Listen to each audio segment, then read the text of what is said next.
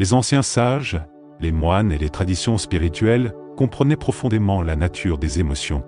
Ils savaient que chaque émotion porte en elle une énergie qui, lorsqu'on l'accueille et qu'on l'intègre, devient une force intérieure. C'est le cas de la colère, souvent mal comprise, mais tellement transformante.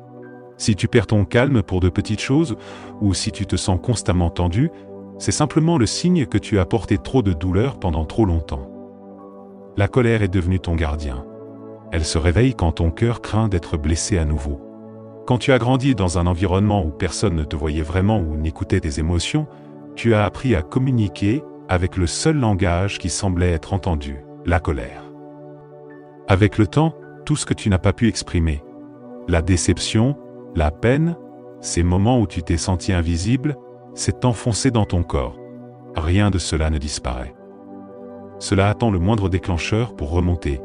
Ce que l'esprit n'arrive pas à ressentir ou à dire, le corps finit toujours par l'exprimer, par la tension dans le dos, par la tension exercée sur les racines nerveuses cervicales et thoraciques, diminuant le tonus vasculaire et provoquant une hypotension, par le stress thyroïdien et parathyroïdien, ralentissant le métabolisme et abaissant la température, par les nerfs du visage qui serrent la mâchoire. Pourtant, les émotions sont aussi un moteur de croissance. Et la colère porte en elle une énergie d'affirmation de soi, d'alignement et d'intégrité. Il y a en toi un potentiel caché qui demande à être retrouvé, et pour cela, il faut te tourner vers l'intérieur. En toi vit un enfant qui n'a jamais reçu la sécurité ou la compréhension dont il avait besoin. Ta colère essaie simplement de le protéger.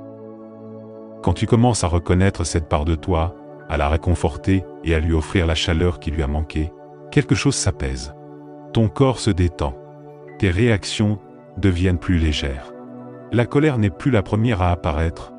Tu libères l'énergie qui était restée figée au moment de la blessure. Et cette énergie devient imagination, expression, créativité, courage, envie de vivre. Tu communiques plus authentiquement. Tu ressens plus profondément. Tu crées depuis la complétude, pas depuis la peur. Ta simple présence apporte clarté et chaleur. Cette transformation est l'une des plus puissantes. Quand la colère est accueillie avec compassion, elle se transforme en force, en créativité et en présence.